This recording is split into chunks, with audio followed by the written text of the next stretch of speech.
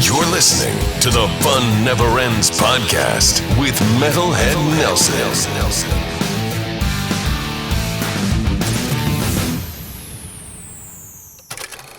Hey, welcome to the Fun Never Ends podcast. I'm your Metalhead Nelson, and it's a great day here in Glendora at Citrus College. Today, I've got the amazing Joel Hoekstra of the band Whitesnake, TSO. He also plays with Cher and Joel Hoekstra's 13, which has 3 amazing albums with an all-star lineup. He was formerly of Night Ranger. Please welcome Joel Hoekstra. Joel, how you doing, man? I'm doing great. Thanks so much for having me on. And thank you for doing this. I really appreciate it. My pleasure. We're here for Broadway's Rock of Ages band, which you've been with the band for how long? Well, we did the show beginning off Broadway in 2008, back when I was with Night Ranger, and moved to Broadway in 2009, and that ran into 2014. And at that point in time, somebody decided to license the name and the logo and call us Broadway's Rock of Ages with the logo band, and just have us go out and essentially play the full-length versions of the songs from the show, and that's what this is here. It's more or less a cover gig, but it's a great opportunity for all of us that spent like over 6 years together, probably doing over 2,000 performances together, to just kind of hang and have a good time and play. And we come as ourselves, so it's not like one of the campy 80s bands that you go to see where everybody's in the lime green spandex and whatnot. We can kind of come as ourselves, and I've play the guitar solos in the set and have my own solo in the show, and am introduced with my resume, etc. So it's a good time. We have a good time. That's pretty cool. And you're being inducted into the Rock and Roll Fantasy Camp Hall of Fame, which is on the 25th of February at the Whiskey A Go-Go, and you're going to be a counselor for that following week. Yeah, I mean, Rock and Roll Fantasy Camp is something I started a number of years ago. I think it's a really great, unique experience for people. It fits in well with me. I have a long history of teaching. That kind of fed my career, gave it time to build. And then when COVID hit, I really started it again because everything was shut down. I started doing that virtually. And still to date, carry a roster of about 25 students a week. And so, I enjoy being an instructor and mentor, and I think it's good for your playing to kind of analyze what it is you're doing as a performer as well. So Rock and Roll Fantasy Camp it's a really cool experience. I've done a lot of them by now. I don't even know how many, but always honored to be included. Do you do more of a virtual teaching on your side, or more of an in-studio? I would love to be in person, but logistically, it's just not possible. It limits how many people would take and can take, and it's just a lot easier than having people pack up and move out, and the next person coming in. And so I tend to stick to virtual, especially because I'm doing it out of my home, and I've got obviously other things happening around the house at the same time. So you're a very busy person. I've noticed that you're always doing something, which is great. Yeah, I mean, that's more or less, I guess, my approach to things, and I just kind of work hard at every turn and see where things kind of take me. And but it's provided a lot of different avenues and opportunities, and I do that for a couple of reasons. I mean, number one is the obvious, to make a living, and I'm not talking about buying my 4th sports car and stuff like that and living in a mansion. I'm still kind of a working class guitar player where I want to make a good living. I do have kids, and I want to be able to pay for their schools and pay my bills, and obviously not feel like I'm living check to check or anything like that. So that's great, but I also think the biggest thing is that just the more playing opportunities you have to play in the real world, the better musician you become from doing so. And that's really important to me. I mean, my role model in that regard is Jeff Beck. I don't play guitar a ton like Jeff Beck, but I really admire how Jeff Beck continued to get better all the way to the end. I mean, he was playing his best guitar work really when he passed. So I'm still somebody who's striving to get better on the instrument and become a better musician as I go. You're amazing. I've seen you when you played Randy Rose Remember with Jeff Watson. I've seen videos of you playing with Night Ranger, and seeing you play with Whitesnake, just absolutely amazing. Oh, thank you so much. I mean, yeah, Jeff, that was one of those situations where Jeff and I hadn't spoken the entire time that I was in Night Ranger. And when I made the decision to leave and go to Whitesnake, I got a really nice email from Jeff Watson, and he was always a hero of mine, as well as Brad Gillis. I mean, both those guys. And I just said, look, there's no reason that you and I shouldn't be friends, man. I mean, I did my best to uphold his legacy in Night Ranger when I was a part of that band and represent what he did. Some of Jeff's solos are ridiculously hard to play, but I did my very best to uphold what Jeff had done and valued all that. I mean, they were, for my money, they were the coolest guitar team of the 80s. They had those two signature styles. Gillis just so, lyrical with the whammy bar. And Jeff not only had the 8-finger thing going, but really a great kind of almost Michael Schenker style pentatonic player. Great chops, and both great players. And I loved how they each had their own identity. Yeah, definitely. So I'm curious as to what your fly-in rig consists of when you're doing like a short number of shows or one-off shows. Yeah, I mean, with this particular situation, this is just more or less one of the things I really enjoy is it gets me back to just like renting a Marshall half stack that's here when I show up, and I don't have to wear in-ears. We're still using wedges, kind of like it. So it almost takes me back like 20 years to old school gigs. Every gig is different for me. I mean, Whitesnake, real amps, but in-ears on stage, and Trans-Siberian Orchestra is fractal axe effects.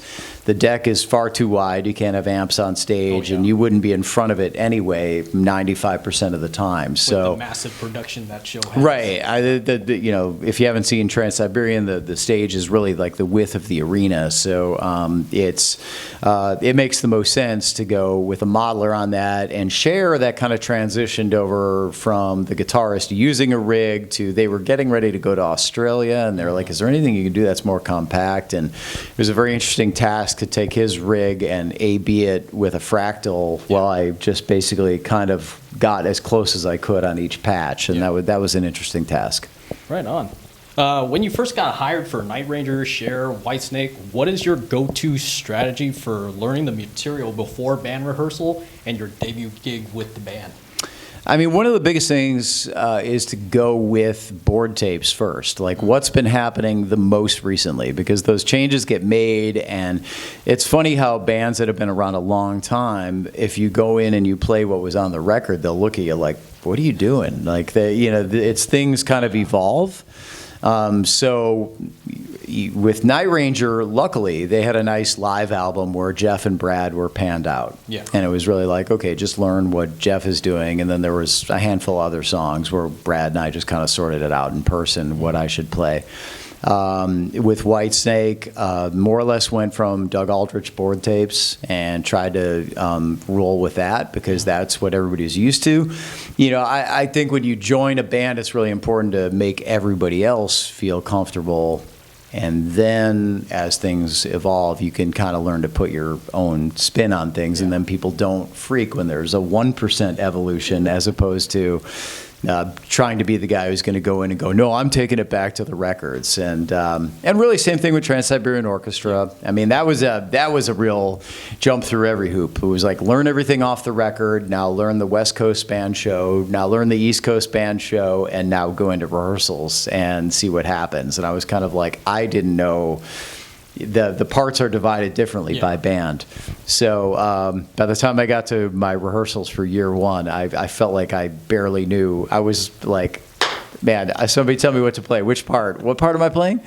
Everything's a little bit different. Cher, they did a great, probably the easiest one was Cher. The music director did a great job of having what the guitarist played panned off to one side and everything else, including the count-off click tracks and all the other music off to one side. So I could really isolate what he did, and my goal was to emulate every slide, every nuance, every pickup setting, anything I could to make it sound similar to him so nobody would turn around and go, oh, yeah, what's that? And this is actually his question. For those of you who can't see, my friend Tyler's off the side. His question is, one of my favorite artists growing up was Cher. He wanted to know that it's a two-parter question. What is your favorite part of that gig, and favorite song to play?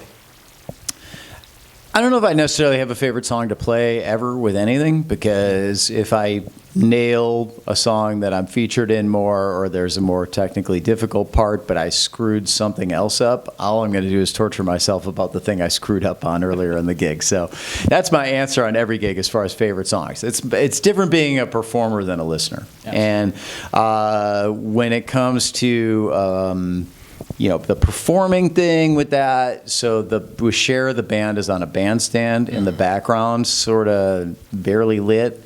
And then on the rock stuff, I would step down stage with her, and that became kind of like, I guess, the barometer is the term I'm looking for on how the gig went. Yeah, like if Cher interacted with you and smiled or something like that, it was like, great gig tonight, and that made you feel really good. And if some of the nights, she was, one thing about that is you'd be out there with her, and sometimes the job was, if she went hard stage right, mine was to go hard stage left, to have symmetry on stage. But as you would pass in the middle, it was like sometimes she wanted to interact and sometimes she didn't. Yeah. And it was different almost every show, and it made me scared, because I was like, I don't want to be known as the guy that like bumped into Cher and knocked her over on stage or something like that. Ever anything like tragic like that, where you're like, I always felt a little bit on pins and needles. Like, okay, just don't mess up. Like, don't go running without looking. So making sure that I was trying. So it's kind of like trying to keep an eye on where she was the whole time and get a read on whether or not she wanted to interact or not. Definitely. How were you approached for that gig to begin with? David Coverdale was having knee surgery in 2017 and gave us the heads up that there was not going to be any touring, and I just texted a lot of my friends in my phone just saying I'm not really looking for a new gig, but if you know anybody that needs somebody to fill in for anything, I would be really up for anything. Yeah. And it turns out Justin Derico, my friend who plays with Pink and on The Voice, was sharing the guitar duties on The Voice with Cher's guitarist, Dave Barry. And David had the gig for a long time, and initially I was asked to go in for a handful of shows that Dave was going to have to miss, and then as fate would have it, Pink kind of pulled Justin out to do a promotional tour that year. So they ended up doing a lot of television, things like that. And so Dave was immensely important to The Voice then at that point in time. And so I was asked to do more and just kind of continue on. And what was supposed to be a handful of shows turned out to be more like 3 years. Well, I wanted to ask you regarding Joel Hoekstra's 13, and you're working on a 4th album. Is that correct? I am, yeah. That's where my head is kind of right now. I've been, since I finished the Trans-Siberian Orchestra tour, I got home doing my virtual lessons, and so Vinny Appice is done doing the drums, Tony Franklin is done doing the bass. That's been the rhythm section for the previous albums, and will be for this one as well. Derek Sherinian is done with the keyboards. And what I do with these records, they're something where I like to do all of the writing, not just write the guitar stuff, but write what the vocal is going to sing. And then, so that involves me writing the lyrics and then also singing a guide vocal for an actual great singer to come in and sing. And so Girish Pradhan is currently tracking the vocals for this new one. He did Crash of Life, which is the last one that I put out as well. Album, by the way, along with Running Games and Dying to Live. Thank you so much. Yeah, I mean, those were basically Russell Allen sang on Running Games, and Jeff Scott Soto and Russell Allen split the vocals on Dying to Live. Right on. And definitely get them if you can. Go to his website, joelhoekstra.com, or go through Amazon and pick them up. Thank you. Last year, 2024, you did a tour for Accept during the European and South American tour. How were you approached for that gig, and how was your experience?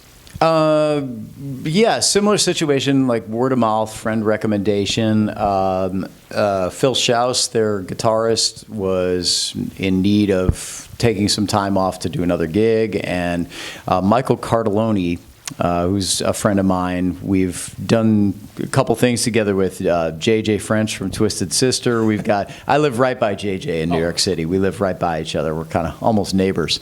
And so Michael recommended me to Wolf Hoffman because he was saying, I need a guy who can kind of take some of the lead guitar duties. Wolf doesn't really enjoy doing all the leads. I think he obviously a 3-guitar situation in that band right now with Uwe. And Uwe is an amazing rhythm guitar player, but I think, one of the things he enjoys of Phil is Phil can pick up some of the leads. So it was a temporary situation, but I had an amazing time with those guys. I love those guys. And, you get in the trenches with a band like that, and you get a great bond from that. And it was also really fun for me, probably just because it was the most metal thing I've done, straight metal, not just melodic hard rock or even just pop like Cher or something, right? It's a little bit more just this is metal, yeah. So I had a great time. I did South America with them and did the European festivals, and then Phil came back and I went off and did Trans-Siberian Orchestra, etc. And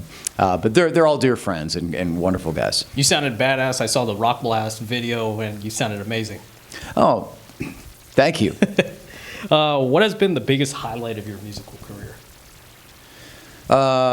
Man, I mean, the way things have been for me, I had a really strange, trajectory. I mean, I started out getting out of GIT, and when technical guitar was kind of in, and right when I graduated, the 90s kind of hit, and it became you don't want to do that, so I did all kinds of different gigs. There's a whole lot of things that were breaks for me. I mean, joining all the way back to when I was in the Chicago area, joining Kathy Richardson's band, where she had a nice big local band, and then she landed a role as Janis Joplin in a show called Love Janis, and that's what brought me to New York. So it was a theater gig, right? Yeah. Rock theater.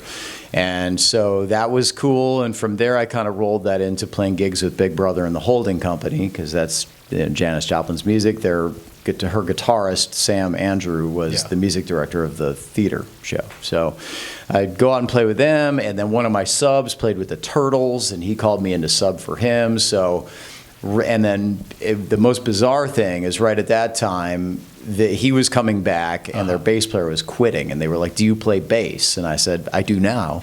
So, because I needed a gig, dude. I was like, I gotta pay the bills, man. At that time, I had nothing happening, and so I played bass for the Turtles for a couple of years, and then things kind of switched. The guitarist quit, and the bassist agreed to come back, and they put me over on guitar. And so, as weird as it is, that's kind of what I did until I was in Night Ranger, as far as bands go. And I was at that time still traveling around with that show Love Janis. I did regional theaters with that, and the director had another show called It Ain't Nothing But the Blues. Yeah. That was a blues show that I went around the U.S. with and did sit-downs in cities with. That's pretty cool. So we're going to wrap up this interview. I want to thank Joel Hoekstra for being on. I appreciate it very much. Cool. Yeah. Thank you, brother. You can find him on social media, Joel Hoekstra, joelhoekstra.com. Right? Yeah. There's a lot of letters there. So JoelHoekstra.com, and you can link over to any of my socials from there. Everything will be in the link in the description. I want to finish off with one last question. Okay. If you have any interesting road tales that you would be willing to share, anything funny that ever happened to you or something that... I mean, how much time do we have? I mean, the ones that I usually like to tell are kind of like the Trans-Siberian Orchestra Spinal Tap moments. We have the kiss arms on some tours that take us out over the audience and then bring us back, and then the show ends. Usually we take those out on the last song, and so I'm riding symmetrically with Kayla Reeves typically, who plays guitar. She's a singer in the show, but she plays guitar on the last song. So we're riding out, and suddenly I'm like, man, I don't feel like I'm as close back to the stage as I normally am. And I noticed mine was drifting really slowly, and I saw Kayla was about here and flying back to the stage. So mine had kicked into safety mode, and so what happened is she got back down to the stage. The song ended, which was the end of the show, and I'm still over the crowd, drifting back, and the band congregated and was taking their bow, and there I was, still just drifting back down to the stage, out over the crowd. And so, I mean, there's nothing to do in a moment like that but laugh and just go, man, it's better than Spinal Tap sometimes. That is awesome. I've seen TSO. Stonehenge. definitely. West Coast band like 3 times. I have yet to see you on the East Coast band, but one of these days. Cool. So. Yeah. Well, I'd say the one thing about Trans-Siberian Orchestra, the show itself and the production is in many ways the star of that show. And I'm just happy to be a part of that and, have my role in there. That's the way we all are with it. There's a lot of talent in that band, but it's very much about Trans-Siberian Orchestra itself and the show itself. So the West band is awesome. And, I'd like to think the East band that we put on a great show as well. Go see TSO if you haven't. It's a great holiday show every year. All right. This has been an episode of Fun Never Ends Podcast. Go to funneverendspodcast.com and everywhere you get your podcasts. Thank you, and we'll catch you next time. See you. Cheers, guys.